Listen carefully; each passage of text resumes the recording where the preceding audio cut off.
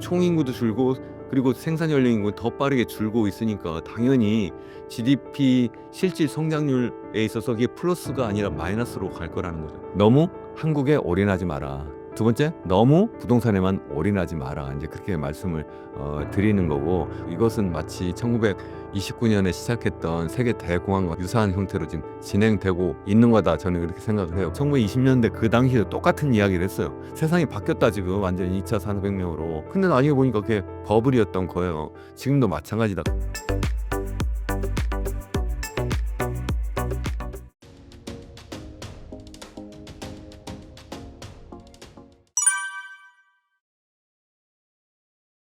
일단 트럼프 대통령이 시작한 이러한 관세 전쟁이 쉽게 끝나지 않을 거라는 게 우선 첫 번째 제가 드리고 싶은 말씀이고, 우선은 지금 중국에 대해서만 일단 초점을 맞춰서 아주 집중적으로 중국과의 전쟁에 에서 자기가 이기겠다 이렇게 하고 있는데, 좀 전에 말씀드린 그 상호 관세라고 하는 것이 지금 90일 유예되었다는 것이고, 이것이 완전히 없어지는 게 아니에요. 그러니까 이미 이제 보편관세 10%는 이미 깔고 있는 거고, 거기에다 뭐 우리나라 같은 경우는 25%의 관세를 90일 유예하는 것이다. 뭐 EU에 대해서는 한 20%의 그런 보편관세, 20% 정도의 상호관세를 유예하는 것이고, 그 기간 동안에 90일 동안에 이제 협상을 해서, 그래서 이제 무역에 있어서의 미국의 적자를 줄이고 실질적으로 균형을 맞추겠다. 모든 나라에 대해서 적어도 미국이 적자를 보지 않겠다. 이렇게 지금 하고 있는 거잖아요. 그러니까 제가 드리려고 하는 말씀은 뭐냐면, 중국뿐만 아니라 모든 나라에 대해서 지금 관세 전쟁이 끝난 것이 아니에요. 그러니까 결국은 중국뿐만 아니라 미국의 입장에 생각하면 모든 나라에 대해서 지속적으로 이러한 무역 전쟁을 벌려나갈 수밖에 없는 거고, 이것은 마치 1929년에 시작했던 세계 대공황과 유사한 형태로 지금 진행되고 있는 거다. 저는 그렇게 생각을 해요. 그 당시에는 이제 1929년 10월에 소위 이야기하는 이제 주식시장이 갑자기 붕괴가 되었죠. 버블이 꺼지고, 그러니까 이제 경기가 막 급속도로 나빠지고, 그러니까 그 당시에 허버트 후보 대통령이죠. 후보 대통령이 스무트 홀리 관세법이라고 하는 것이 이제 29년에 이제 상하원 양원을 다 통과했는데, 그 통과한 다음에 계속 이제 실제로 사인을 해야지만, 서명을 해야지만 이게 실제 이제 시행이 되는 건데, 계속 미루고 있다가 경기가 계속 나빠지니까 이제 30년 6월에 제 기억에는 실제 이제 시행을 시작을 했어요. 그러다 보니까 이제 상대국들 지금과 마찬가지로 이제 막 고부 관세를 이제 부과하기 시작한 거예요. 캐나다도 그렇고 독일, 프랑스, 영국 모든 나라들이 다 보복 관세를 막 부과하고, 그러니까 미국은 또 다시 또 거기에 또 맞춰서 다시 또 보복 관세를 부과하고, 그래서 나라마다 또 그 당시에도 다 관세를 똑같지 않았어요. 지금과 비슷하게 나라에 따라서 이 소위 얘기하는 상호 관세율이 다 달랐거든요. 그러면서 어쨌든 서로 이렇게 관세 전쟁을 벌였고, 그것이 당시에 무역을 확 줄였고, 그러니까 그 당시에 경제 규모도 확 줄였고, 또 그 당시에 그래서 실업률도 굉장히 높아지게 했고, 그래서 그게 바로 세계 대공황이라고 이야기를 하는 거예요. 그러니까 이게 어떤 특정 국가에서 아주 단기간에 그냥 벌어졌던 그런 경기 침체가 아니라 전 세계 당시에 이제 선진국이라고 하는 나라들에게 다 포함이 된 거죠. 그런 모든 나라에게 1년 정도가 아니라 거의 10년 동안 계속 경제 상황이 굉장히 나빴어요. 그런 상황이 계속 지속되었는데, 이번에도 굉장히 비슷한 상황으로 간다. 그 첫 번째가 지금 말씀드린 것처럼 이 관세 전쟁이 지금 이제 막 시작된 것이지 이제 끝난 것이 아니다 하는 것이 첫 번째고, 두 번째는 로버트 실러 교수 잠깐 이야기했습니다만, 주식 시장이 이미 상당히 지금 버블이 많이 끼어 있는 상태예요. 이렇게 많이 끼어 있는 것은 그 당시도 또 그랬거든요. 그 당시에도 이제 2차 산업혁명이 막 엄청나게 불같이 막 일어나는 때고, 그러다 보니까 그 당시에 자동차라든가 철도라든가 철강이라든가 아니면은 뭐 전기산업이죠. 뭐 이런 가전제품들 이런 데 관련된 기업들로 투자금이 많이 몰리고, 그러면서 주가는 많이 올라가고 그랬는데, 실제적으로 보니까 수익이 많이 나지 않더라. 특히 이제 나중에 보니까 이거 뭐 공장 자동화도 되고 막 이렇게 하면서 노동자들에 대한 어떤 수익이 충분히 보장되지 않았던 거예요. 근데 결국은 노동자라는 것이 결국 가게고, 가게가 바로 소비자잖아요. 이게 소비자들의 실질 소득이 많이 증가하지 못하다 보니까 나중에 보니까 기업들이 만들어낸 그 물건이 재고로 많이 남는 거예요. 그러다 보니까 수익도 안 나오고, 그러니까 사람들이 그거 보고 놀라서 어느 순간에 지금까지 괜찮은데 괜찮은데 하다가 이제는 갑자기 도망가야 되겠다. 그러니까 한두 명이 도망가니까 우르르 다 도망가는 그런 허딩 비헤이비어라고 하는데, 우리가 마치 밀림에서 이제 풀을 뜯어먹던 뭐 이런 사슴떼가 있는데, 어디서 부스럭 소리가 나면 갑자기 한 마리가 튀면 다 튀잖아요. 그런 상태가 이제 막 벌어졌는데 거기에 덧붙여 가지고 좀 전에 말씀드린 그런 관세까지 막 부과하면서 인제 상황이 더 악화되었다 이런 건데 지금도 보면 지금 4차 산업혁명이라고 이야기도 하지만 사실 디지털 혁명이라고 하는 표현이 더 맞다고 저는 생각을 하는데 디지털 기술을 정말 선도하는 디지털 상품, 디지털 서비스를 새롭게 만들어 나가는 소위 미국 같은 경우에는 빅테크 또는 M7 이라고도 하는 그런 기업 쪽으로 엄청난 투자금이 몰리고 그런 기업들의 주가도 엄청나게 막 올라갔잖아요. 그러한 상황에서 사람들이 '어 이거 너무 많이 간 거 아니야?' 이렇게 걱정하고 있는데 뭐 로버 실러뿐만 아니라 많은 그러한 사람들이 여러 가지 지표로 지금 너무 지나치다. 마치 2000년 닷컴 버블 꺼질 때라든가 아니면 좀 전에 제가 말씀드린 1929년 세계 대공황이 막 발발하던 10월 그 상황 직전과 너무 비슷하거나 아니면 그보다 더 상황이 나쁘다. 실제 여러 가지 지표를 볼 때 그 당시보다도 더 지금 주가가 지금 실제 그 기업들이 내는 이익보다 더 높지 않느냐 뭐 그러한 여러 가지 지표들이 있습니다. 그러니까 제가 드린 말씀은 지금 어쩌면 그 1929년 그 당시 상황과 너무 비슷한 상황으로 지금 막 전개되고 있는 것이 아니냐. 그래서 지난해에 IMF 연차 총회가 있었거든요. 9 월에. 그때 전 총재 라가르드 총재 지금 현재는 ECB 총재예요. 유럽 중앙은행 총재가 그랬잖아요. "아 지금 현재 상황이 1920 년대 상황 딱 100년 전 상황과 너무 비슷하다. 마치 세계 대공황 직전 상황과 너무 비슷하다." 첫 번째가 좀 전에 말씀드린 것처럼 이 무역이 인제 자유무역에서 보호무역으로 막 넘어가는 것이 하나고 또 하나는 기술이 급속도로 발전하면서 너무 지나치게 버블이 생기는 것이 아니냐 이것을 걱정한다. 이렇게 그 당시에 그분이 이야기했고 또 다른 분들도 많이 이야기하고 또 저도 마찬가지로 그렇게 생각을 한다. 그렇게 말씀을 드릴 수 있는 거죠. 일단 많은 분들이 지난해까지 뭐 미국 경제가 좋아도 정말 너무 좋잖아요. 뭐 골디락스다 뭐 하고 뭐 노 랜딩이다. 이거 앞으로 계속 갈 거다. 뭐 그 중요한 이유 중에 하나가 뭐냐면 지금은 예전과 다르다. 뭐가 다르냐? 바로 지금 말씀드린 것처럼 디지털 혁명이 막 오고 그래서 AI가 막 등장하고 뭐 그래서 이제는 정말 '세상이 바뀌었다. 이렇게 바뀌었으니까 옛날 지표 가지고는 안 된다. 설명이 안 된다.' 이렇게 말씀들을 하세요. 그런데 제가 다시 한번 말씀드리지만 1920 년대 그 당시에도 똑같은 이야기를 했어요. "세상이 바뀌었다 지금 완전히 2차 산업혁명으로." 또 마찬가지로 2000년 닷컴 버블 꺼지기 직전에도 똑같이 생각을 했어요. 지금 뭐 엄청나게 새로운 뭐 말 그대로 닷컴이라고만 붙이면 인터넷 기업이 막 등장하면 세상을 마치 다 바꿀 것처럼 다 그렇게 했어요. 근데 나중에 보니까 그게 버블이었던 거예요. 지금도 마찬가지다 그런 말씀을 드리고 그것만 있는 것이 아니라 제가 뭐 여러 가지 뭐 예를 들어서 뭐 장단기 금리가 뭐 역전이 되었다가 쉽게 이야기하면 뭐 시장금리 보통 이제 이야기를 할 때 미국 같은 경우에 10년 만기 국채 수익률하고 뭐 1년 또는 2년 만기 국채 수익률을 많이 비교하는데 보통 이제 그 기간이 길수록 만기가 길수록 수익률이 다 높아야 되죠. 오랫동안 맡겨 놔야 되니까. 그런데 그게 역전되는 순간이 있거든요. 주로 연준이 기준금리를 높일 때 역전이 돼요. 이렇게 되었다가 인제 반대로 이게 해소가 되는 순간이 생겨요 인제 정상으로 돌아갈 때. 그때가 보면 금리를 도리어 낮출 때예요. 그럴 때 보면 경기가 꼭 나빠져요. 그러니까 어떻게 생각하면 연준이 뒷북을 계속 치고 있는 거예요. 금리를 낮추니까 그러니까 경기가 좋아져야 되는 것이 아니라 경기가 나쁘니까 금리를 낮추기 시작한 거고 또 그래서 역전되었던 것이 해소가 되고 그러면 한 번도 예외 없이 계속해서 터졌어요. 그게 바로 2008년 글로벌 금융위기 때도 그랬고 2000년 닷컴 버블 꺼질 때도 그랬고 계속해서 그런 상황이 계속 반복되어 있고 그것이 경제학적으로 보면 실증적으로도 그 아주 구체적으로 분석한 그런 연구 논문도 많고 또 이론적으로도 이게 왜 이렇게 되는지도 분석한 그러한 논문도 굉장히 많아요. 그러니까 이게 "과거와 다르다." 이렇게 막 주장하는 분들 그래서 뭐 "그럼 난 계속 여기다 돈 막 밀어 넣을 거야." 이렇게 할 수 있을까? 혹시 그렇게 주장하면서도 그것을 권하는 분들 계시면 정말 그분이 정말 모든 자산을 거기다 넣고 계신지 한번 여쭤보고 싶습니다. 제가 좀 전에 그 밀림에서 풀을 뜯던 그 사슴 떼 말씀을 드렸잖아요.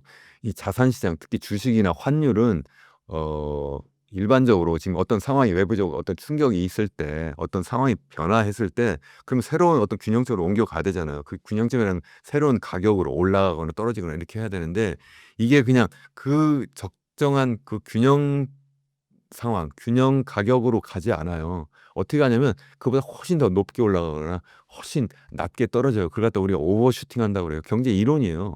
실제 그런 상황이 역사적으로도 많이 있고 그래서 2000년 닷컴 버블도 그랬고 2008년 글로벌 금융위기도 그랬고 1929년 세계 대공황도 그렇고 계속해서 그런 오버슈팅이 있다는 거, 오버슈팅은 위로도 슈팅하고 아래도 슈팅한다는 거. 그러면 균형점보다 훨씬 더 과민 반응한다.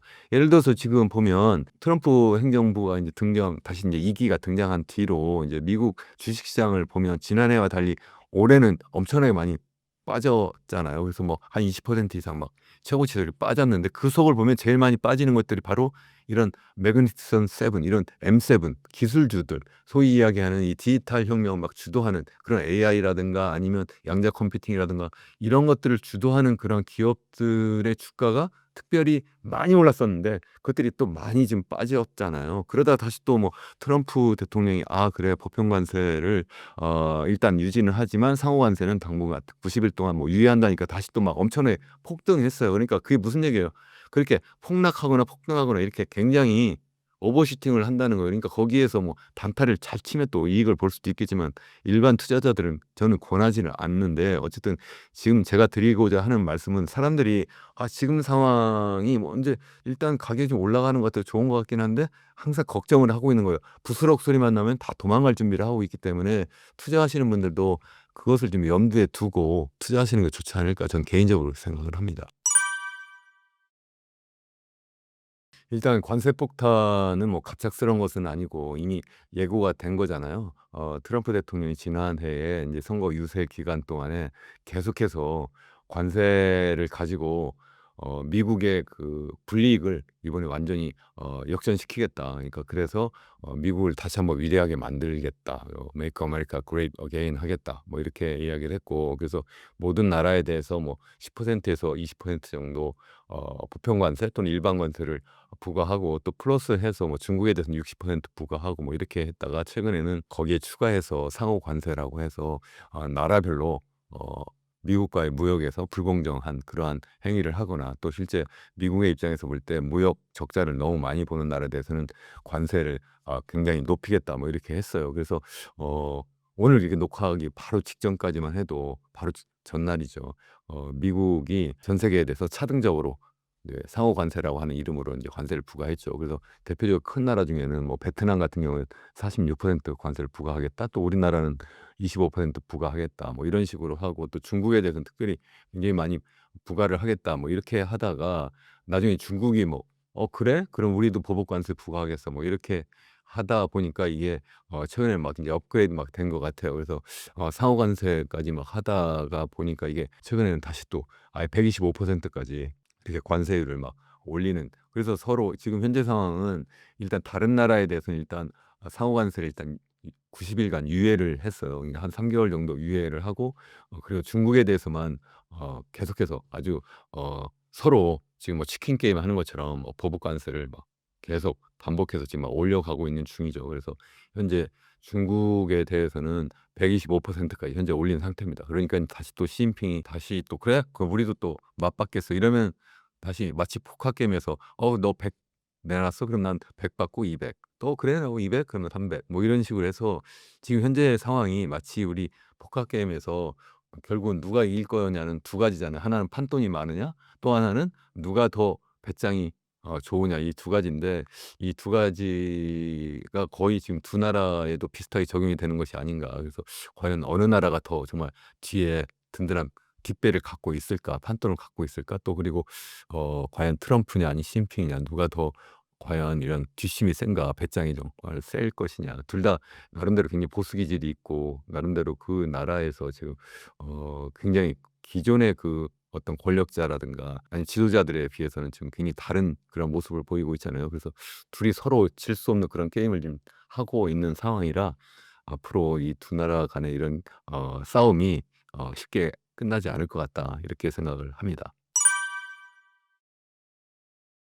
트럼프 대통령이 전 세계를 대상으로 무역 전쟁 또는 관세 전쟁을 시작을 했지만 거기서 주된 타겟은 중국이죠. 마치 뭐 깡패들이 싸움할 때 "한 놈만 패라." 뭐 이런 것처럼 실제 보니까 제일 거기에서 보니까 나와 지금 맞짱 치려고 하는 사람이나 아니면 그 나라를 딱 찾으면 중국이잖아요. 중국이 한때는 보니까 뭐 전 세계에서 가장 못 사는 나라 중에 하나고, 그래서 중국 정도는 뭐 '미국이 충분히 무시할 수 있다.' 이렇게 생각했는데 이 1900 년대 그리고 2000 년대 막 들어서면서 중국이 거의 뭐 두 자릿수 성장을 막 이렇게 매년 이렇게 했잖아요. 그러다 보니까 뭐 인제는 G2라고 인제 공공연히 이야기를 하고 있고, 미국조차도 얘가 지금 G2인데 나와 지금 거의 인제 맞짱을 뜰 수 있을 정도의 이렇게 인제 힘을 키웠고, 그런데 이게 여기서 끝날 것이 아니라 잘못하면 내가 이제는 이 밀림에서 내가 왕이 아니라 내가 도리어 나의 이 왕위를 물려줘야 되겠다. 내가 뺏기겠다. 이런 걱정이 당연히 되잖아요. 그러니까 당연히 인제 미국의 입장에서 생각하면 '중국을 때려야 되겠다.' 이런 생각을 하는 거예요. 이게 마치 인제 스파르타, 이게 당시에 인제 제가 인제 투키디데스 함정이라고 이렇게 말씀을 드렸는데, 마치 이제 그리스 시대에 그 당시에 패권 국가 스파르타하고 인제 새롭게 등장하는 아테네가 결국은 인제 전쟁을 벌이는 그런 상황이 인제 마치 지금도 똑같이 재현되고 있다. 그것을 그러한 상황이 계속 반복된다. 그 당시에 인제 투키디데스라고 하는 그런 역사학자가 그걸 설명했다가 투키디데스 함정이라고 하는데, 지난 500 년을 되돌아봐도 무려 뭐 한 16 번인가 이렇게 패권 국가들, 기존 패권 국가와 이제 신흥 패권 국가 간의 어떤 세력 다툼이 있었는데, 실질적으로 보니까 그중에서 한 4번 정도를 제외하고 실질적으로 완전 전쟁까지 가더라는 거예요. 그러니까 이 패권 다툼, 실질적인 거의 전쟁 상황으로 가는 것은 피할 수 없는 숙명과 같은 거다. 함정에 빠지는 것이다. 이렇게 이야기를 하는 거고, 그래서 지금 상황도 미국의 입장에서 생각하면 이 중국이 막 이렇게 올라오는데 그것을 그냥 내버려 둘 수 없는 거고, 또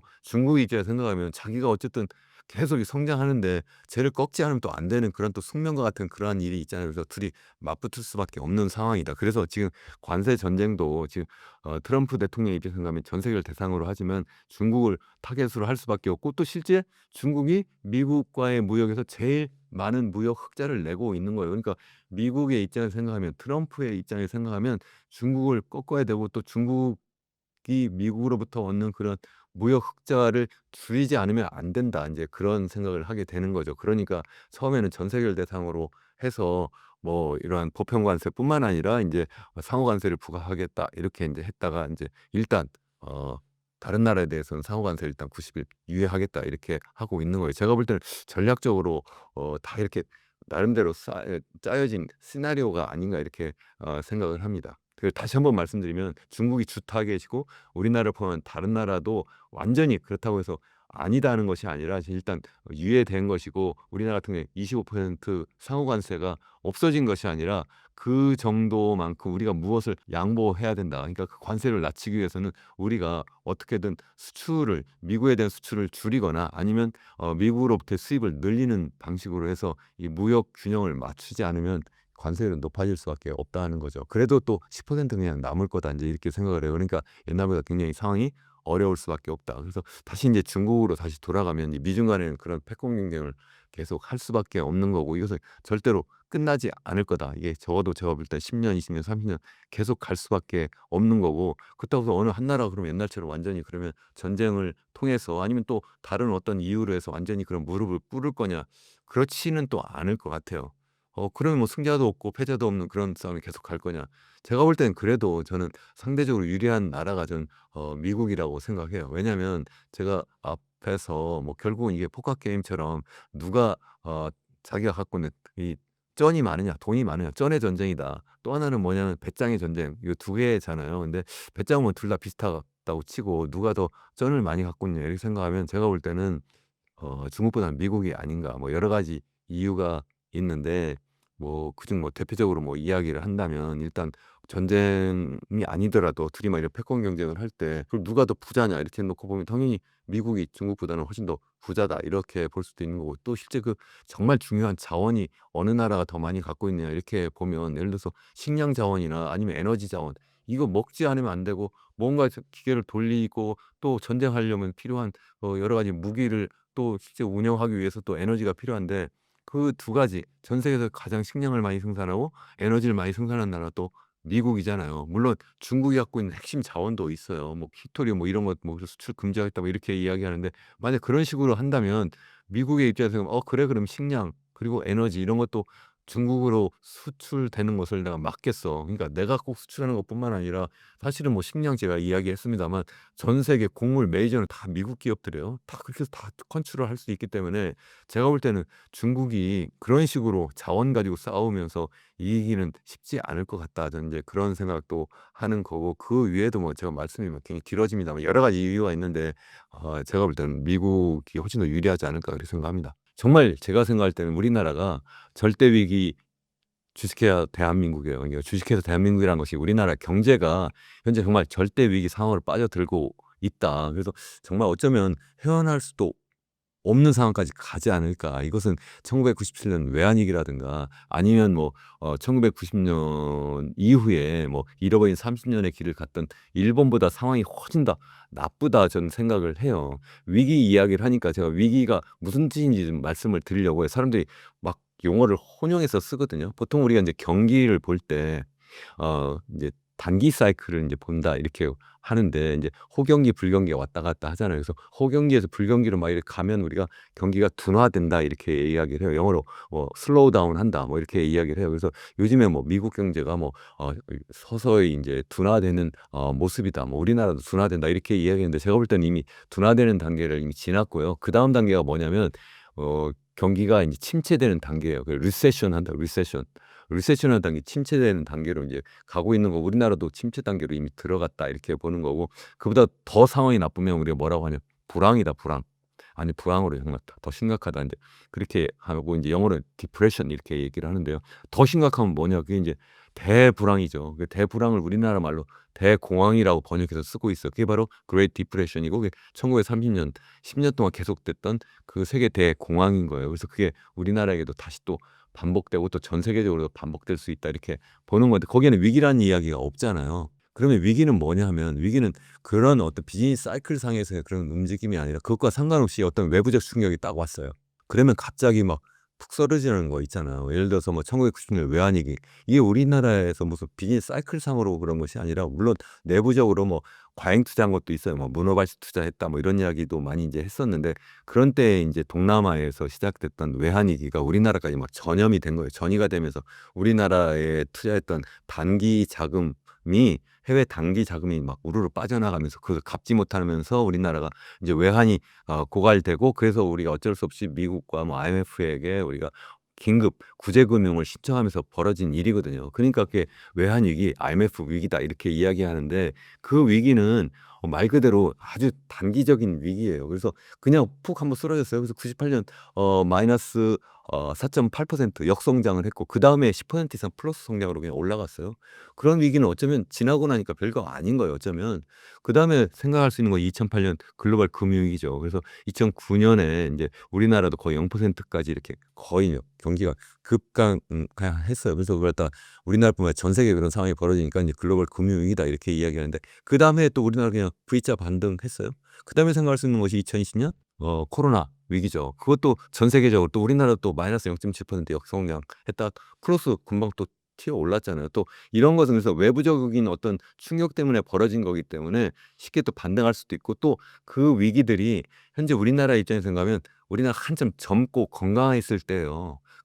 그런 때 벌어졌던 일이었기 때문에 쉽게 일어날 수 있었던 거예요. 마치 우리 건강한 젊은이가 그냥 어디 걸어가다가 갑자기 교통사고 당했거나 아니면 그냥 너무 과욕을 부리다가 내가 갑자기 심장마비나 아니면 갑자기 푹 쓰러진 거예요, 그것 때문에. 그러면 빨리 응급치료를 받으면 내가 번쩍 일어날 수 있잖아요. 근데 지금 위기는 제가 절대 위기라고 말씀드렸는데 그런 위기와 전혀 종류가 다르다는 거예요. 무슨 말씀이냐면 제가 단기적인 측면 뭐 장기적인 측면 이렇게 나눠 볼 수가 있다고 제가 계속 여러분들께 말씀드리는데 단기적으로 보면 우리나라가 지금 경기가 계속해서 지금 인제 침체를 넘어서 인제 불황 상태로 가고 있고 그게 인제 쉽게 일어날 수 없다라고 저는 생각을 해요. 지금 이제 왜 그렇게 생각하냐면 보통 우리나라 같은 경우에 예전에는 전반적인 인제 경제가 인제 어떻게 성장하느냐를 볼 때 GDP 성장률을 보통 보잖아요. 그래서 70 년대만 해도 우리나라 GDP 성장률이 10%가 넘었어요.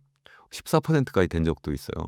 그러다가 이게 계속 주저앉았거든요. 그래서 이게 사이클이 있는데 사이클의 중심을 딱 잡으면 평균을 잡으면 그게 바로 잠재 GDP 성장률이에요. 그 잠재 GDP 성장률이 한때는 10% 넘었다가 보다 10% 밑으로 떨어졌다가 5% 근처에 있다가 최근에는 뭐 2%까지 갔다가 인제 한국은행이 올해부터는 2%도 안 되고 1.8% 수준으로 떨어졌습니다. 이렇게 이야기를 해요. 그래서 "앞으로 5년 정도는 계속 그렇게 된다." 이렇게 얘기하는데 5년 동안 똑같겠어요. 그게 아니라 계속 더 떨어질 거라는 거고, 그래서 인제 한국은행뿐만 아니라 여러 연구기관이 계속 인제 전망하는 것으로는 이게 인제 우리나라 같은 경우에는 GDP 잠재 성장률이 인제 2030년대 중후반으로 가면 이게 1% 밑으로 떨어지고 40년대 중후반으로 가면 0% 밑으로 떨어질 거다. 그러니까 이게 계속 장기적으로 인제 추락할 수밖에 없다는 거고, 0%라는 거 결국은 일본의 잃어버린 30년 길로 지금 가고 있다는 거고, 일본은 갑자기 버블이 꺼져서 갑자기 갔지만 우리는 그냥 버블이 아직 안 꺼졌지만 그래도 그쪽으로 계속 가고 있다는 거예요. 그래서 지금 당장 올해만 봐도 한국은행이 지금 올해 경제 성장률 1.5% 정도 할 거다 이렇게 이야기를 했는데, 사실 지난해 말만 해도 1.9%라고 이야기를 했어요. 현재 정부는 현재 1.8%할 거라고 생각을 하고 있고, 또 KDI는 1.6%라고 이야기를 하는데, 저는 연초부터 제 채널에서 계속 이야기했어요. "올해 1.5% 하면 정말 잘할 겁니다." 이렇게 이야기를 했는데 인제 1.5 한국은행도 내려왔는데 더 내려갈 거예요, 틀림없이.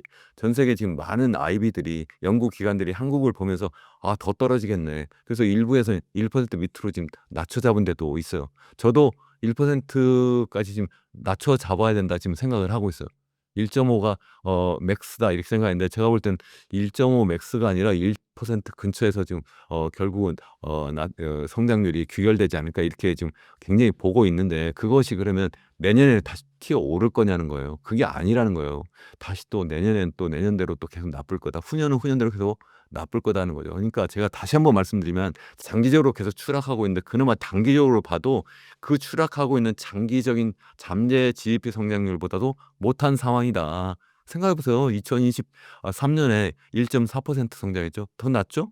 지난해에는 뭐 잠재 GDP 성장률 2%라고 치고 그보다 살짝 낮았어요. 턱걸이에서 2%라고 했고, 올해는 지금 뭐 잠재 GDP 성장률 1.8이라고 하는데 그보다 낮은 1% 초반대나 아니면 그 정도 갈 거고, 내년에도 틀림없이 1.8보다 낮을 거란 말이죠. 그러니까 무슨 말씀이냐면 장기적으로 나쁘고 단기적으로도 그 밑에서 헤매면서 올라가지 못하는 그런 상황이 계속 가지 않을까. 그 이유가 인제 여러 가지가 있는데, 장기적으로는 우리나라가 인구 고령화가 돼서 그렇고, 뿐만 아니라 우리나라 먹거리 투자가 제대로 되지 않아서 그렇고, 또 더군다나 거기에다가 외부적으로 엄청난 쓰나미가 트럼프발 관세 폭탄이 지금 터지고 있는 상황이기 때문에 그렇다. 인제 그렇게 말씀을 드릴 수 있겠습니다.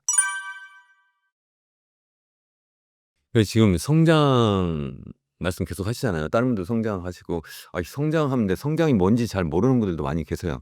성장에 대한 정의를 간단히 하면, 우리가 인제 성장률을 따질 때 GDP 성장률을 이야기해요. 그럼 GDP가 뭐냐? GDP라고 하는 거는 Gross Domestic Product, 그러니까 국내 총생산. 우리나라 내에서 생산해낸 최종 재화 및 서비스의 시장 가치의 총 합계, 이렇게 이야기를 해요. 그러니까 지난해 우리나라 GDP 이렇게 이야기하면 그 한 2,500 조다 뭐 이렇게 알고 있잖아요. 그러면 그 GDP라는 게 우리나라 내에서 생산해낸 최종 생산물의 시장 가치 총 합계거든요. 근데 이게 물가 상승에 따라서 계속 높아질 수 있는데, 물가 상승분을 제외한 것이 인제 실질 GDP 상승률인데, 그게 인제 올해 인제 1%대 머물 수밖에 없을 것이다 이렇게 제가 지금 말씀을 드리는 건데, 그 이유가 뭐냐면 그 속을 들여다보면 그럼 뭘로 생산했느냐는 거죠, GDP를. 그게 보면 좀 전에 지금 말씀하신 것처럼 그 나라가 갖고 있는 자원 가지고 만드는 거고, 그 나라가 갖고 있는 기술 가지고 만드는 거예요. 그러니까 자원이 있는데 그 자원에 기술을 딱 이제 덧붙이면 그러면 이제 뭔가 생산물이 나오는 거죠. 그것이 인제 상품이기도 하고 서비스이기도 한 거죠. 그럼 자원이 뭐냐? 대표적인 자원이 인적 자원이죠. 그걸 노동력이라고 하는 거예요. 우리 인간. 그리고 두 번째는 인제 자본이라고 하는 거예요, 자본. 그건 이제 물적 자본이라고 하죠. 그리고 또 하나는 이제 마지막으로 뭐냐면 자연 자원. 말 그대로 인제 땅속에 있는 뭐 여러 가지 자연 자원 있잖아요. 그런 것들이 있어요. 그런 것을 가지고 인제 기술을 딱 가미를 하면 그러면 인제 뭔가 아웃풋이 톡 나온 거죠. 인제 그것이 얼마나 증가하느냐 이렇게 보는 건데, 그 속에 있는 자원을 놓고 생각하면 우리나라 그 자원 중에 대표적인 그 인적 자원이 늘어나나요? 줄고 있어요 지금 계속. 우리나라 총 인구도 줄고 있고, 뿐만 아니라 특히 그중에서도 생산을 제일 열심히 하는 젊은 인구, 그렇다고 우리가 생산 연령 인구라고 하는데 보통 15 세부터 64 세까지 인구인데, 그 인구가 매년 30만 명씩 줄어들고 있어요 지금.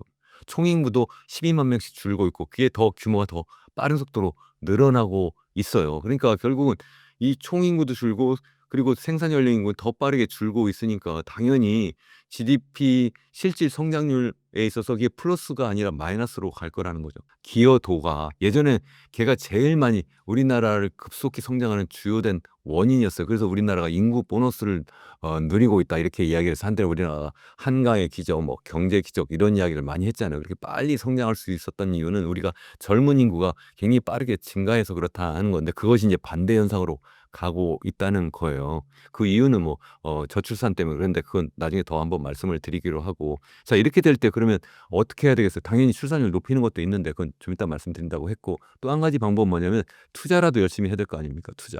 그건 무슨 투자예요? 그게 결국은 좀 전에 말씀드린 것처럼 자본을 늘리는 투자. 또 하나는 뭐냐면 기술 수준을 높이는 투자. 자본을 높이는 투자, 설비 투자한다는 거예요. 또는 이 자본 말고 인제 좀 전에 말씀드린 이제 기술 투자가 바로 뭐냐면 R&D 투자인 거예요. 그러니까 실제 우리가 이제 GDP 속을 보면 GDP가 생산해내는 건데 그걸 누군가 소비를 해 주잖아요.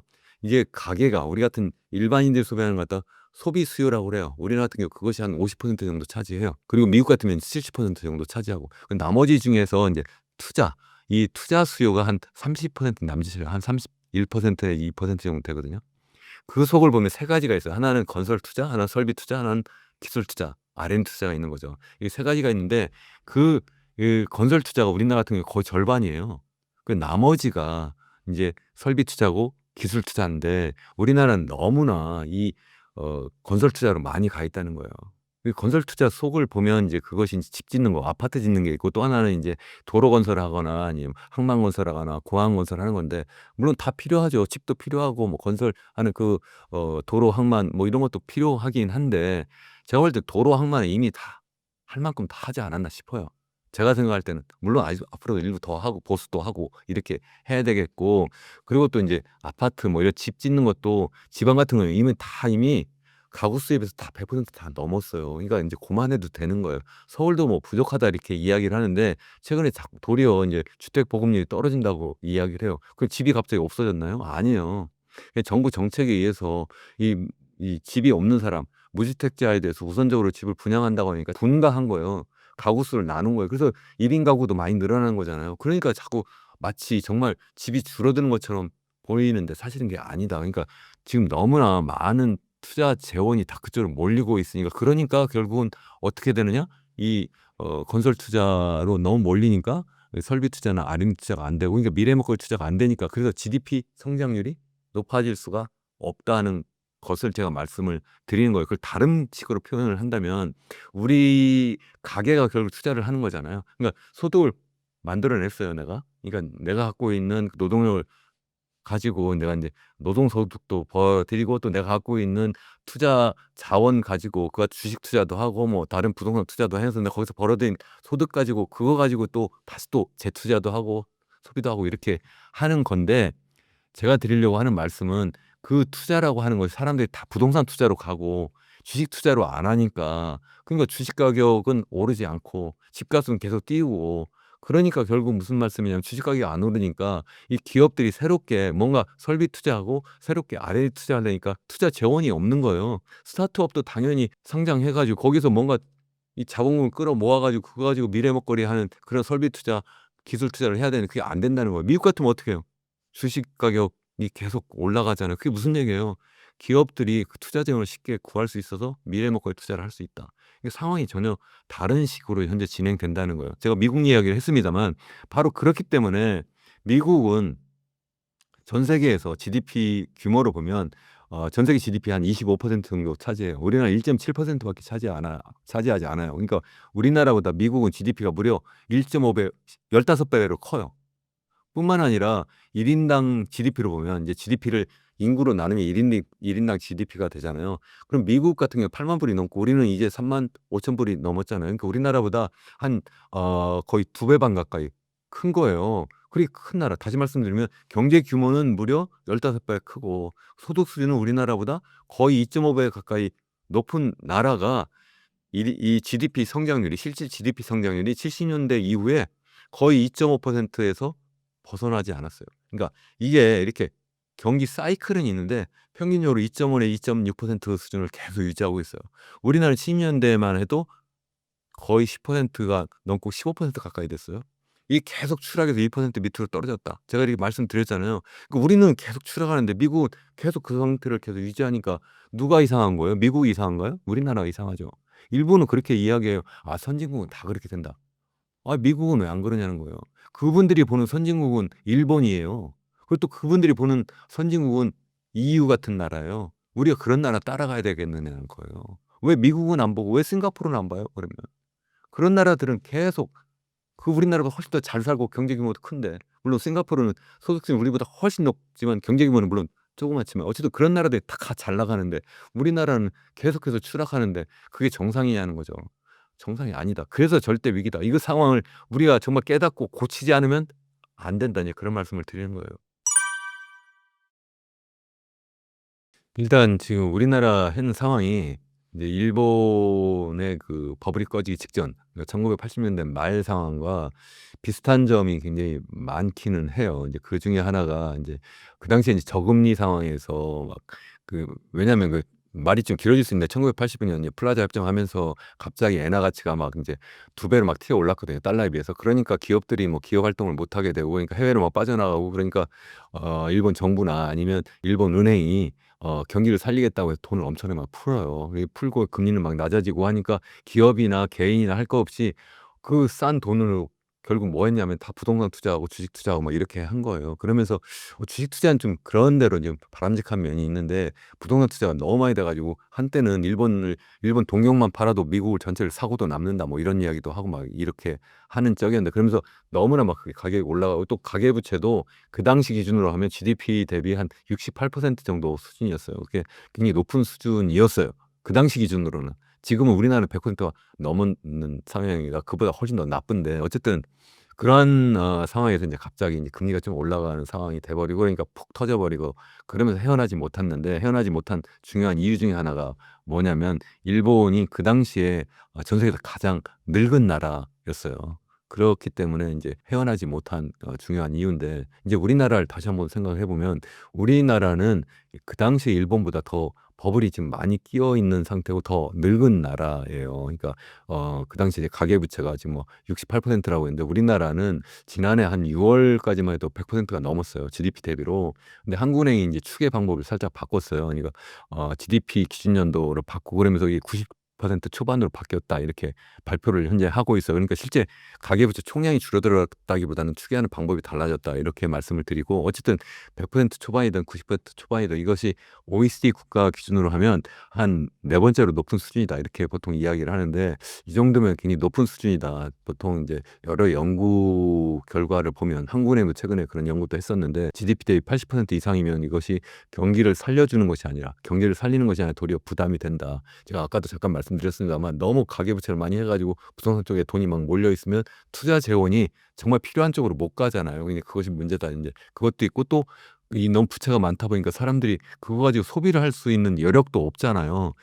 그렇게 돼 버리면서 인제 또 경기를 경제를 계속 위축시키는 그런 결과를 가져온다 이렇게 이야기를 하는데, 이러한 상황이 지금 우리나라는 더 심하다. 제가 이렇게 말씀드린 이유가 뭐냐면 우리나라만에 있는 또 가계부채가 하나 더 있어요. 그게 바로 전세 보증금. 전세 보증금이 한 1,000조 정도 되는데, 그것을 포함하면 GDP 대비로 한 130%가 넘어요. 이건 제가 계산한 것이 아니라 서울대 경제학과 모 교수님이 직접 계산해서 학술지에 발표한 논문에 있어요, 올해 초에. 그 논문에 보면은 한 136%라고 이렇게 말씀하시고, 그분은 이 전세 보증금이라고 이야기도 안 해요. 전세 부채라고 이야기를 해요. 이 부채예요, 부채. 그러니까 우리가 일반적으로 이야기하는 부채는 개인이 우리가 쉽게 생각하는 뭐 신한은행이나 뭐 국민은행이나 이런 뭐 금융권에서 빌려온 그러한 부채를 이야기를 하는데, 그것보다 더 위험한 것이 개인 간에 빌린 부채잖아요. 실제 그래서 내가 전세를 들어가면서 내가 보증금으로 딱 집주인한테 줬는데 집값이 떨어지거나 뭐 아니면 그 사람이 다른 뭐 나중에 또 새로운 전세 입자를 받으려고 했더니 전세금이 떨어지거나 이렇게 해 버리면 나중에 돌려주지 못하는 깡통전세, 역전세 상황이 돼 버리니까 더 문제가 생길 수도 있잖아요. 어쨌든 그러한 상황 때문에 굉장히 위험한 부채인데, 그렇게 생각하면 지금 전 세계 어쩌면 OECD 국가 중에 단연코 1 등이다 인제 그런 말씀이에요. 그런 상태에서 우리나라의 집값은 소득 대비로 보면 이것이 지금 전 세계 또 제일 높은 수준이다. 이건 뭐 또 다 알려진 사실이잖아요. 그래서 지금 뭐 한 소득 대비 서울에 있는 뭐 방 3 칸짜리 아파트를 이제 평균적으로 보면 이것이 한 26배 정도 된다. 그 정도 되면은 어느 정도냐면 26배라는 게 뭐냐면 젊은 사람이 그냥 먹지도 않고 입지도 않고 쓰지도 않고 이렇게 해서 계속 모으면 무려 26년 걸린다 그런 이야기인데 그 사이에 또 집값이 올라가면 또 못 사는 거고요. 아무것도 안 먹고 어떻게 또 가능해요.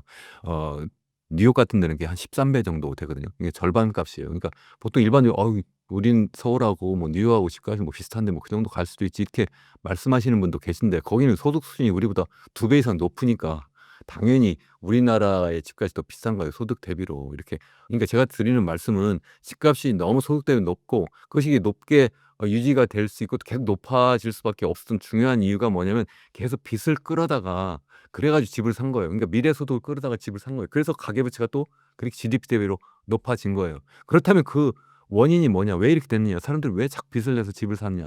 이거는 지난 정부부터 현 정부, 이미 현 정부도 아니네요. 이미 또 다시 또 전 대통령이 돼 버렸는데 계속해서 정부가 정치권이 그리고 또 언론이 계속 빚내서 집 사라고 계속 부추겼기 때문에 그러한 상황이 계속 돼 버린 거예요. 그러니까 그래서 뭐 지지난 정부죠. 인제는 뭐 문재인 정부 때도 뭐 집값이 한 3배 정도 서울 기준으로 보면 한 3배 정도 올랐고 그리고 이제 지난 정부 인제 윤석열 대통령 시절에는 이게 집값이 2022년 하반기 때 약간 좀 떨어지려고 했잖아요. 한 20-30% 빠졌어요. 서울 기준으로 했을 때. 그러니까 다시 또 화들짝 놀라 가지고 계속 했던 게 뭐예요? 또 빚내서 집 사라는 정책 계속 썼잖아요. 그래서 뭐 실제 뭐 특례 보금자리론이라든가 또 지난해에는 뭐 신생아 특례 대출이라든가 뭐 이런 식으로 해 가지고 막 이걸 뭐 30년 만기도 아니고 뭐 50년 만기도 만들어 주고 뭐 하면서 계속 시장 금리보다 1% 포인트 또는 2% 포인트 가까이 뭐 낮춰져 가지고 막 싸게 여러 가지 이름으로 해서 막 빌려준 거예요. 그것도 젊은 사람들한테. 그래서 실제 이 주로 인제 주택을 구매하는 연령계층을 보면 보통 40대 50 대가 일반적이었는데 지난해 지지난해에는 이게 30 대가 돼 버린 거예요. 30 대들은 자꾸 돈 빌려서 집 사도록. 그러니까 수요가 그 사람들한테 없으니까 더 젊은 사람들한테 자꾸 이렇게 하는 거고 또 최근에 또 뭐까지 나왔냐면 청년 주택 드림 대출. 이게 뭐냐면 젊은 사람들한테 돈을 또 빌려주겠다는 거예요. 그것도 이제 30 대도 인제 수요가 인제 없으니까 자꾸 돈을 빌려줘 하니까 인제 더 이상 돈을 빌릴 수 있는 여력이 없어지잖아요. 그러니까 인제 20 대까지 20 세부터 39 세까지 3 억까지 빌려주겠다. 아이 낳으면 4 억까지 빌려주겠다. 아니 20 살, 20 살짜리가 무슨 집을 삽니까? 정말 이런 정책을 꺼내는 분들 정말 제가 볼 때는 국민 세금을 가지고 하는 것도 정말 말도 안 된다고 생각하고 더군다나 국민 세금으로 월급 받아서 정말 어떻게 그런 생각하시는지 정말 제가 생각할 땐 정말 기가 막히고요. 또 하나 나온 게 뭐냐면 최근에 이제 아직 정식으로 발표는 안 됐습니다만 나올까 봐 제가 지금 걱정을 하고 있는 게 뭐냐면 인제 그것도 안 되니까 그러면 정부하고 개인이 반반 내 가지고 집을 사도록 해 주겠다는 거예요. 그게 도와주는 겁니까? 그 집값 계속 띄우겠다는 거예요. 일부에서는 그렇게 해야지만 젊은 사람이 집을 사는 거 아니냐. 그게 집값이 더 뜨잖아요 그러면. 그러면 그게 도와주는 거예요. 그걸 사지 않은 사람들 많은 젊은이들 특히 인제 더 인제 나이가 인제 어린 젊은이들 인제 대학 다니고 아니면 고등학교 졸업하고 이제 사회에 나와야 될 그 젊은이들은 나중에 자기들이 인제 직장 잡고 그래서 집을 사려니까 집값이 더 많이 올라가 버리면 그럼 부채를 더 많이 일으켜야 되는 상황이 돼 버리고 또 정부 또 그게 더 많이 빚을 내서 빌려 줘야 되는 거잖아요. 그게 바로 지난주에 한국은행이 이 부동산 관련해서 특별 컨퍼런스를 했어요. 거기서 한국은행 총재도 직접 얘기해서 제가 지금 한 말 그대로 했어요. 제가 계속 이런 얘기를 하거든요. 정부가 계속 이 정책금융에서 돈을 빌려 줘 가지고 "그거 가지고 집 사도록 하면 이거 안 된다. 이거 하지 말아라." 그런 얘기를 사실 이분도 하세요. 그렇게 하는데 그걸 정말 정부도 깨닫는데 제가 볼 때는 그래서 인제 전체 부채 규모를 증가하는 그 증가율을 관리를 하겠다고 하고 있어요. 그래서 올해는 뭐 GDP 명목 GDP 증가율만큼만 하도록 하겠다. 그러면 그 정도 얼마 정도 되느냐. 한 87조 정도 된다는 거예요. 근데 그중에서 60조는 정책금융으로 빌려주겠다는 거예요. 이게 말이 되는 겁니까? 아니 87조만큼만 올라가도록 관리를 하겠다면서 그러면 시중은행들이 그냥 알아서 그냥 빌려주게 하면 되는데 시중금리로. 그게 아니라 그거보다 훨씬 더 싸게 제가 아까 말씀드렸잖아요. 신생아 특례대출이니 뭐 청년주택 드림대출이니 뭐 이런 이름을 해 가지고 60조를 빌려주겠다고 하니까 실제 시장 기능이 마비가 된 거예요. 그래서 자꾸 집값을 띄우는 정책을 쓰겠다니까 이게 말이 안 된다. 그런 정책을 정치인이 계속 그렇게 유도하는 거고 바로 이 정부 강요들 이 기획재정부라든가 아니 건설교통부 정말 장관부터 저는 정말 잘못됐다고 저는 생각을 해요. 정말 비판을 정말 합니다. 어떻게 그런 정책을 쓸 수 있는지 금융위원회도 마찬가지고요. 어떻게 말로는 뭐 마치 뭐 관리하고 도와주는 것처럼 마치 집값 안정화시킨다. 제가 그래서 제 유튜브 채널에 한번 그런 이야기도 했어요. 악어의 눈물이다. 정말 악어의 눈물. 마치 도와주는 것처럼 눈물 흘리는 것처럼 하면서 사실 다 잡아먹는 거예요, 젊은이들. 그것 때문에 젊은이들이 결혼도 못하고 아이도 못 낳는 거 아닌가요? 그래서 우리나라 정말 살기 힘든 나라가 되는 거고 그것이 또 경제 성장 잠재력을 계속 떨어뜨린다도 제가 계속 말씀을 드렸는데 이런 상황을 계속 반복하면 안 된다. 이것을 계속 또 유도하는 것이 바로 언론이에요. 제가 볼 때는 언론이 계속 뭐 어디 뭐 집값이 막 뜹니다. 지금 그래서 뭐 제목도 아주 막 그냥 선동적으로 잡아요. "여보 지금 집 안 사면 우리는 폭망한대." 막 이렇게 하고 저기 뭐 집값이 뭐 자고 나서 뭐 1억이 올랐대. 그래서 사람들이 깜짝 놀라 가지고 다 사도록. 젊은 사람도 아무것도 모르니까. 그게 정말 걱정이다 이렇게 생각합니다. 일단 그런 분들은 그 위기가 오기 전에 준비를 잘한 것이 아닌가 저는 생각을 해요. 실제 제가 뭐 지난해 초부터 제 유튜브 채널 이현우 교수의 경제 포럼에서 주된 주제 중에 하나가 지금 전 세계 그리고 우리나라가 지금 위기 상황으로 굉장히 빠른 속도로 깊이 빠져들어가고 있습니다. 그러니까 굉장히 대비를 잘해야 됩니다. 이런 말씀을 제가 계속 드렸거든요. 여러 가지 지표로도 말씀드렸고 좀 전에 말씀하신 뭐 워렌 버핏의 예도 들면서 그렇기 때문에 너무 이 자산을 어떤 특정 자산 그것도 우리나라 자산에 완전히 올인하면 안 됩니다. 그런 말씀을 많이 드렸어요. 특히 우리나라 같은 경우에는 거의 모든 자산을 부동산에 다 올인하고 있잖아요. 그러니까 한 80% 정도를 다 부동산에 올인하고 있는데 전 세계를 대상으로 해서 생각하면 우리나라는 GDP 규모가 1.7% 밖에 되지 않거든요. 그러니까 정말 전 세계를 대상으로 내 자산을 포트폴리오를 좀 다변화하면 좋은데 그것도 아니고 한국 자산인데 그것도 대부분 다 집 한 채 갖고 있으면서 '내가 이 정도면 잘 살 수 있어. 앞으로도 괜찮을 거야.' 이렇게 생각하면 굉장히 위험하지 않느냐 이런 말씀을 드리는 거고 실제 워렌 버핏 같은 경우는 계속 현금을 쌓아 왔잖아요. 그래서 그거 가지고 물론 현금이라는 것이 완전히 그냥 말 그대로 캐시 현금이 아니라 주로 뭐 미국의 뭐 단기 국채를 주로 많이 갖고 있었죠. 그러니까 짧게 뭐 3 개월짜리 갖고 있다가 그게 만기되면 내가 이익도 수익도 보고 그리고 또 인제 그거 가지고 인제 금방 인제 현금 바꿔 가지고 다른 뭐 위기가 정말 왔을 때 제가 말씀드렸잖아요. 미국의 그 주가가 뭐 S&P 500도 그렇고 나스닥도 그렇고 다 20-30% 다 빠졌거든요. 그게 빠지다 뭐 유의하니까 다시 또 약간 올랐는데 이렇게 빠졌을 때 그런 때 이렇게 들어가는 거죠. 마치 2000년 닷컴 버블 꺼졌을 때도 그렇고 2008년 글로벌 금융위기 때도 그렇고 항상 자기가 뭐 준비된 사람에게 그 위기가 기회가 되는 거지 준비가 안 됐는데 어떻게 위기가 기회가 되겠어요. 그래서 지금 상황이 그러면 어떻게 해야 되느냐. 저는 좀 시기가 좀 굉장히 늦어지고 있다. 그러니까 지금이라도 빨리 움직이지 않으면 나중에 더 깊은 수렁으로 빠질 수 있지 않을까 저는 그런 생각을 합니다. 그래서 제가 위기에 대해서 계속 말씀드렸다고 했고 제가 정말 제가 생각할 때는 우리나라가 절대 위기 주식회사 대한민국이에요. 그러니까 주식회사 대한민국이라는 것이 우리나라 경제가 현재 정말 절대 위기 상황으로 빠져들고 있다. 그래서 정말 어쩌면 헤어날 수도 없는 상황까지 가지 않을까. 이것은 1997년 외환위기라든가 아니면 뭐 1990년 이후에 뭐 잃어버린 30년의 길을 갔던 일본보다 상황이 훨씬 더 나쁘다 저는 생각을 해요. 당연히 뭐 워렌 버핏이 그렇게 하는 것은 뭐 시장에게 뭐 경고한다기보다는 자기 스스로 그것이 인제 '최대 수익률을 내는 방법이다.' 이렇게 생각을 하니까 그렇지 않을까 싶은데요. 제가 인제 제 유튜브 채널에서도 계속 그렇게 말씀드렸어요. "기왕이면 현금 자산을 좀 많이 좀 늘려가시면 좋겠다.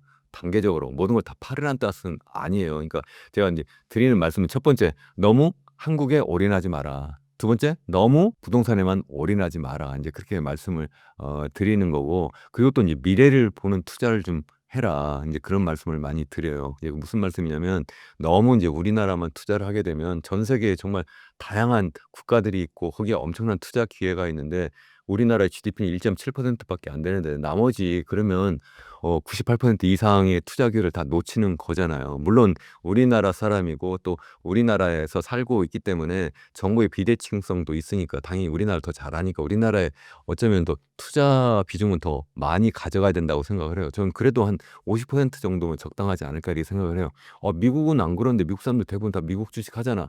그건 미국은 자기네 GDP가 25%고 미국이 세계예요 거기는. 그러니까 거기와 비교하기 좀 어렵다 하는 말씀이고 그래서 더군다나 이제 우리나라의 GDP 성장률이 앞으로 비중이 1.7이 아니라 자꾸 떨어질 거예요. 왜냐하면 잠재 성장률이 계속 또 추락하고 있기 때문에. 그래서 더 줄어들고 있어서 한국에 너무 올인하지 마라 이런 말씀도 드리는 거고, 또 부동산에만 또 올인하게 되면 그러면 이제 그것이, 예전에는 이제 부동산 불패 이런 말씀을 계속 하셨는데 그렇지 않을 거다 제가 계속 말씀을 드려요. 그 이유가 뭐냐면은 첫 번째 인구가 고령화되면서 이제 살 수 있는 사람이 없다는 거고, 두 번째 경제 성장률이 계속 떨어지니까 소득이 증가하지 않으니까 못 산다는 거고, 세 번째 금리가 옛날처럼 떨어지지 못하니까 그렇다. 지금 금리를 내릴 수가 없는 상황이에요. 미국은 뭐 못 내리는 우리만 혼자 막 엄청 내리면 다, 그러면 투자된 자본이 다 빠져나가면 환율은 폭등하고, 이게 가능할까요? 불가능하다는 거죠. 그러니까 안 된다.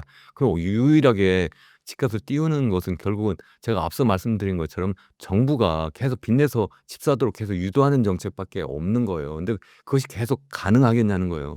지금 정부도 계속 적자 재정을 계속 보고 있는 상황이고, 또 우리나라의 가계부채가 너무 많다는 것도 걱정이 되고, 또 미래 먹거리 투자를 해야 된다는 것도 지금 알고 있는 상황이기 때문에 계속 못할 것이다. 더군다나 이제는 또 정권도 지금 어느 쪽으로 어떻게 바뀔지 모르겠지만 적어도 이런 상황을 계속할 수는 없을 거라고 저는 생각을 해요. 그렇기 때문에 이런 때 너무 한쪽에 올인하면 안 된다. 이제 그런 말씀을 좀 드리는 거고, 그렇기 때문에 기왕이면 좀 포트폴리오 다변화하는 차원에서 좀 미국 자산을 좀 더 늘려가면 좋겠다 이렇게 생각을 했는데, 그렇다고 해서 제가 미국 주식 당장에 사세요 그런 뜻은 또 아니라고도 제가 말씀을 계속 드려요. 그 이유가 뭐냐면 이미 그 매그니피선트 세븐을 중심으로 해서 이 현재 디지털 혁명을 주도하는 그런 기업들의 주가가 좀 실제 가치보다, 실제 내는 수익보다는 지금 너무 많이 지금 뻥튀기가 되었다는 그런 지표가 여러 개가 굉장히 많이 있잖아요. 그러니까 거기에 너무 또 다 올인하면 안 된다. 그러니까 일부 갖고는 있을 수 있다. 한국 자산 일부, 미국 자산 일부,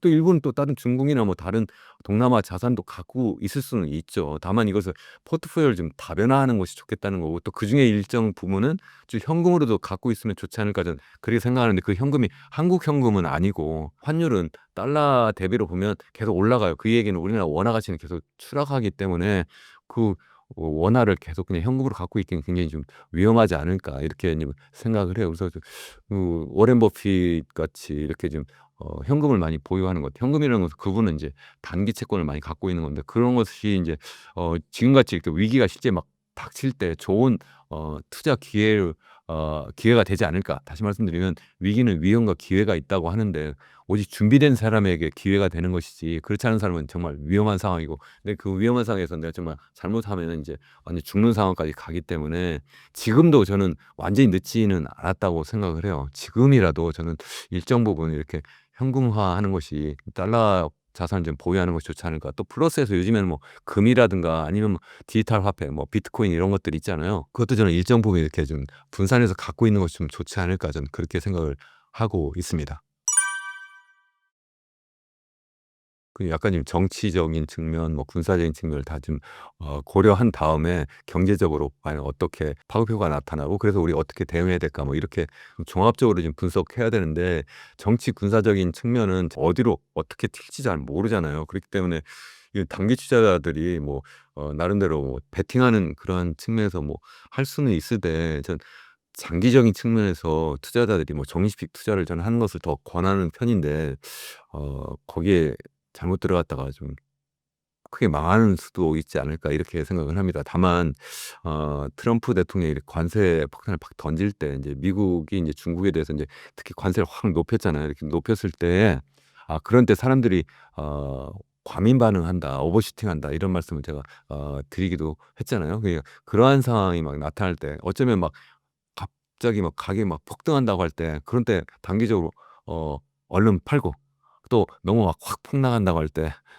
그때 또 다시 또 사고, 뭐 이렇게 좀 단기적으로 할 수는 있을 것 같긴 한데 저는 개인적으로 하지는 않아요. 그래서 또 권하지도 않아요. 그러니까 그것을 좀 맞추기 굉장히 힘들지 않을까. 그건 어떻게 보면 뭐 'AI 이런 로봇이 더 잘하고 있지 않을까. 그걸 인간이 과연 이길 수 있을까.' 인제 그런 생각도 하고, 또 실제 그것을 전문으로 하는 그러한 사람들, 그러한 회사들도 많은데 '그 사람들 과연 이길 수 있을까.' 저는 그런 생각하거든요. 그래서 권하지는 않습니다.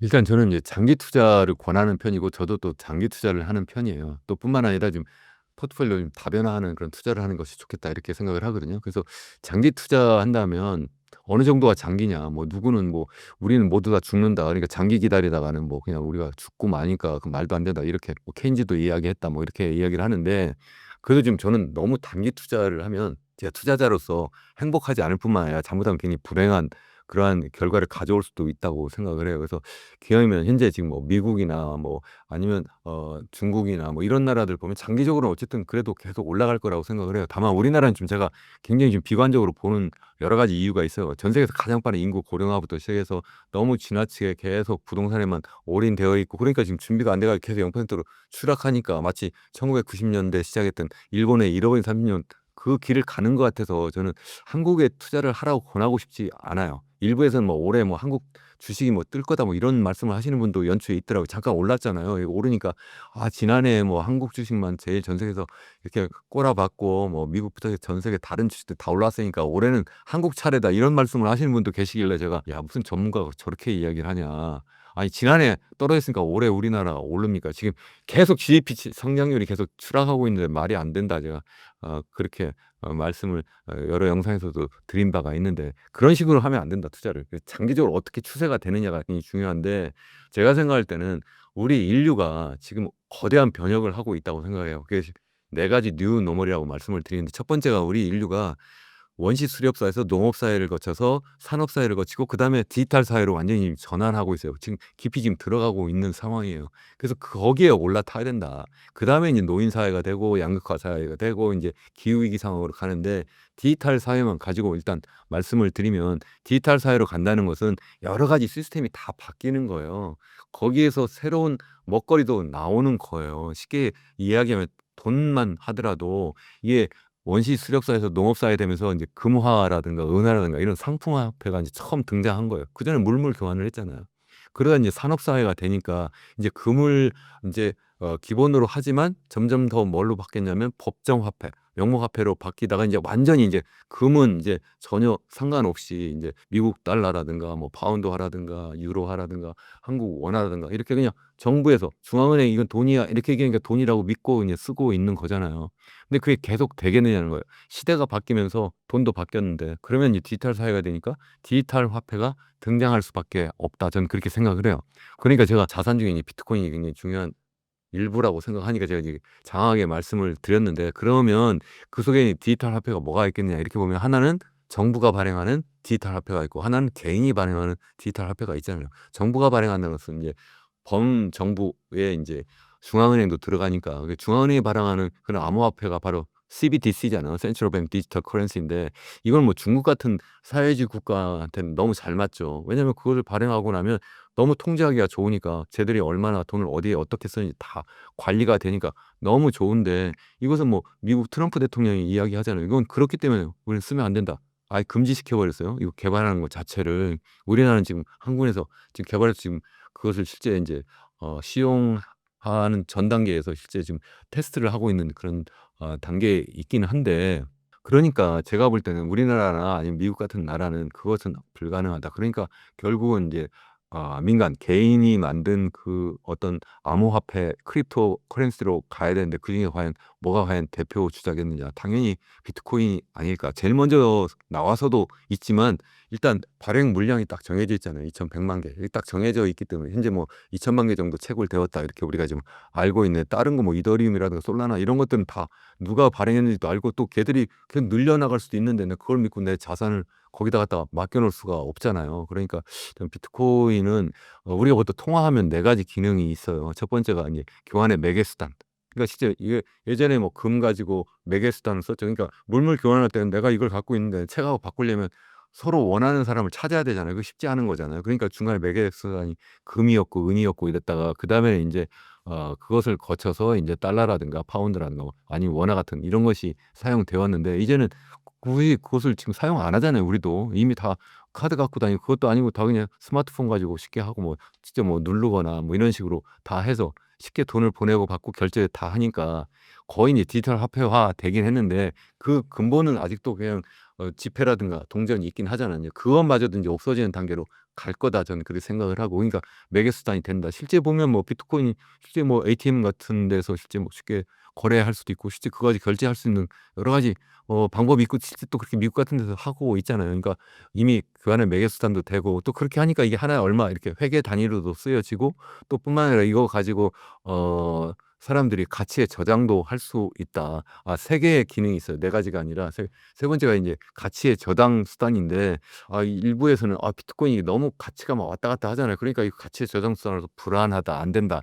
이렇게 이야기하는데 그렇게 생각하면 뭐 달러까지 포함해서 돈을 계속 찍어내잖아요. 계속 찍어내니까 그 가치가 안정돼요? 아니요. 장기적으로 도리어 추락하죠, 그게. 그래서 이 비트코인을 만들어낸 그 사토시 나카모토라고 하는 그 누구가 이것을 만들어낸 중요한 이유가 뭐예요? 내가 이걸 괜히 가치를 내가 달러를 갖고 있다 보면 가치가 자꾸 추락하니까 특히 그 2008 년도 그때 글로벌 금융위기 때 돈을 막 찍어내니까 '이거 뭐야 내가 달러를 갖고 있었더니 왜 내 자산이 자꾸 이게 계속 가치가 떨어지냐. 이거 말이 안 된다.' 그래서 가치가 보장될 수 있도록 그래서 2,100만 개 딸이 정해 놓은 거잖아요. 그러니까 그렇게 생각하면 장기적으로 보면 어떤 게 더 안전한 자산이냐는 거죠. 그러니까 제가 볼 때 비트코인이 더 그렇다는 거. 다만 이제 초기이기 때문에 아직도 전 초기라고 생각을 해요. 그래서 얘가 지금 이 등락이 있지만 장기적으로 보면 점점 더 수요는 늘어나고 공급은 딱 한정이 돼 있기 때문에 이거 장기적인 추세는 올라갈 수밖에 없을 거다. 특히 이번에 이렇게 트럼프 대통령이 막 관세 폭탄을 막 엄청나게 때렸는데도 불구하고 의외로 저는 안 떨어진다고 생각을 하고 있어요. 그 이게 어떻게 보면 비트코인이 굉장히 안정적인 자산이라고 하는 것을 보여주는 하나의 반증이 아닐까. 더군다나 지금 미국이 지금 관세 전쟁 때문에 바빠서 그렇지 이미 공약한 사항이 여러 가지 있잖아요. 자기 비트코인 대통령이 되겠다라든가 뭐 미국을 암호화폐 수도로 만들겠다든가 또 실제 뭐 암호화폐 자산을 계속 비축해 나가겠다 뭐 이런 여러 가지 있는데 그래서 저는 거기에 다 올인하라는 뜻은 아닙니다. 다시 한번 말씀드리지만 나름대로 그 포트폴리오 다변화하는 차원에서 일부 관심을 가지고 조금씩 이렇게 적립해 나가는 것은 꽤 좋은 그런 투자 방법이 아닐까 이렇게 생각을 합니다. 저는 그 젊은 분들 뭐 30 대뿐만 아니라 20 대까지 포함해서 저는 이제 대학생들도 가르치기도 하니까요. 제가 직접 강의 시간에도 이야기를 해요.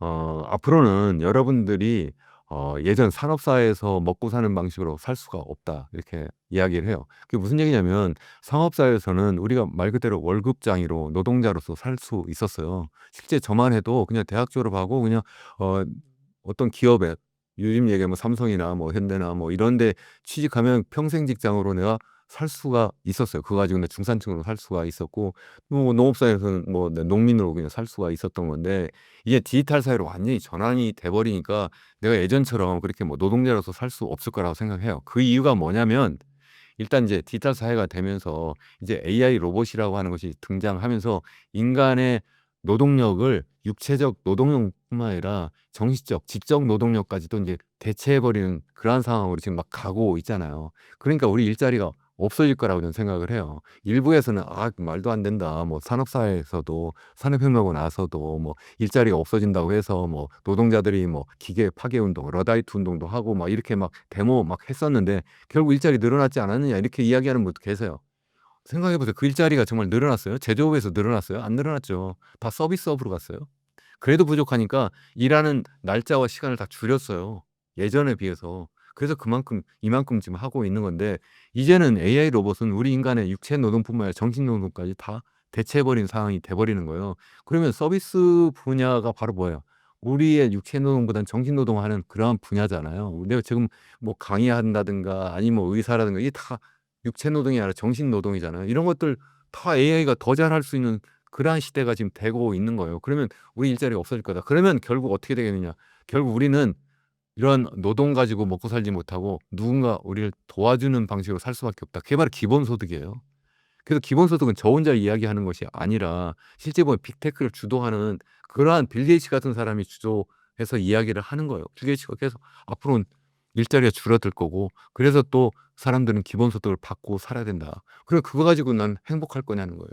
아닐 거라는 말 그대로 기본적인 삶을 유지할 수 있는 정도밖에 안 될 거고 또 그렇게 되기 때문에 다른 사람에게 또 다른 어떤 빅브라더 정부에게 의존할 수밖에 없고 어쩌면 빅브라더가 인제 독재가 될 수도 있는 동물 농장에 우리는 돼지가 되고 거기에 인제 독재자가 이제 등장할 수도 있는 상황이 된다는 거죠. 그래서 저는 계속 이야기하는 바가 뭐냐면 젊은이들은 특히 "미래를 만드는 그 기업의 주인이 되자." 이거예요.